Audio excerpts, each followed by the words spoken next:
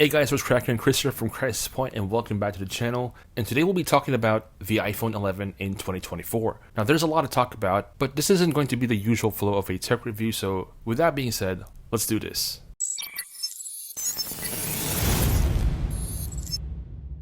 Alright, so before we dive into my actual review, talking about the experience of using the iPhone 11, I wanted to give you guys an origin story, a relatively quick origin story on why I decided to even consider looking into the iPhone 11 in 2024. See, back in September of 2019, when Apple officially launched the iPhone 11, in true Philippine fashion, normally newer iPhones are released a month later, which is October, because I was so excited to see what kind of upgrades you'll be getting as a consumer coming from an iPhone XR. I ordered my very first iPhone 11 overseas. So while the vast majority of consumers in the Philippines were still using an iPhone XR, XS, XS Max, and so on, I was already using an iPhone 11 in the month of December. 2 months later, I purchased the second iPhone 11, and I just basically wanted to see how it actually varies versus a locally distributed iPhone 11 in contrast to an overseas distributed iPhone 11. So there were a few differences, but that's for a totally different topic.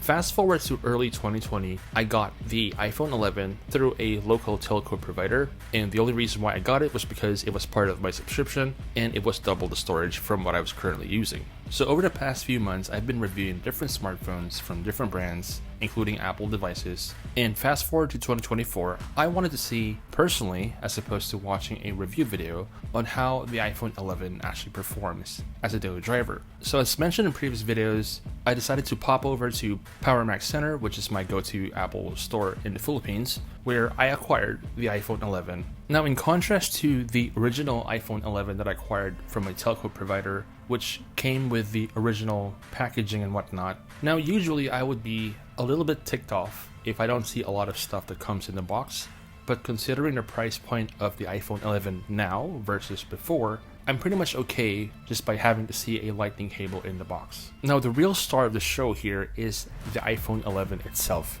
simply because this is the last, at least as far as we know, the last iPhone that comes with this type of design choice. Because starting from the 12 all the way to the current iPhone, everything is squared off boxy. The iPhone 11 still has the same curved, smooth, rounded corners that makes it such a pleasure to hold, either one-handed or two. Of course, unlike with the newer iPhones, wherein it just feels relatively lighter than usual, the iPhone 11 has a bit of heft to it, so you can really feel it even without a case on. Still, on a positive perspective, that's actually a good thing because you won't have those panic moments where it feels like your pocket is empty. So the next talking point with the iPhone 11 as to why you should consider this would be the display. The display on the iPhone 11 is a 6.1-inch Liquid Retina IPS LCD panel. This is probably the last IPS LCD panel on the market next to the iPhone SE, since the vast majority are now switching over to OLED displays. And in my honest opinion, in contrast to the vast majority of Android devices that I've used that came with an LCD panel, the best LCD panel that I've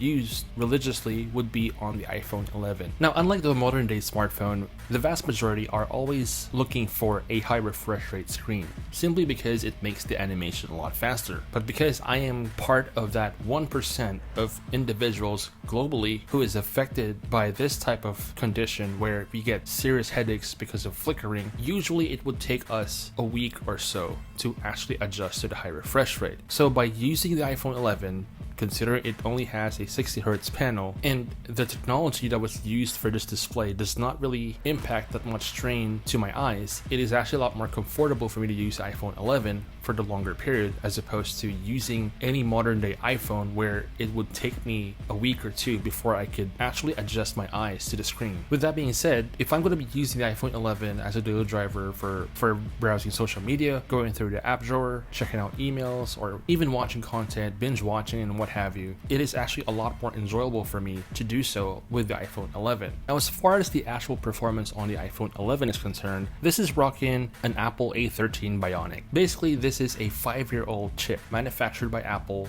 back in 2019. The interesting part though is that despite having been in the market for 5 years now, it still performs just like it was released 5 years ago. That basically means the performance you get on the iPhone 11 is still flagship grade. If you're going to run synthetic benchmarks, then obviously the numbers will not match the actual output of the device. Because if you're going to do a benchmark test with whatever flagship device released in 2024 versus the iPhone 11, obviously the numbers will gravitate towards the newer models. But if you're gunning for something that would actually perform just as good as a flagship phone released in 2024, then the iPhone 11 will not fail you on that note. As a professional, I know that a smartphone is integral for your career, for your business. So you need something that would actually do the job for you, make things easy. With the iPhone 11's A13 Bionic paired with 4GB of RAM, the performance that I get with the iPhone 11 as a daily driver meets all my expectations. It can run any application on the App Store. I can switch and multitask freely without any delays whatsoever. And the only time that I actually noticed that there is a bit of a delay in terms of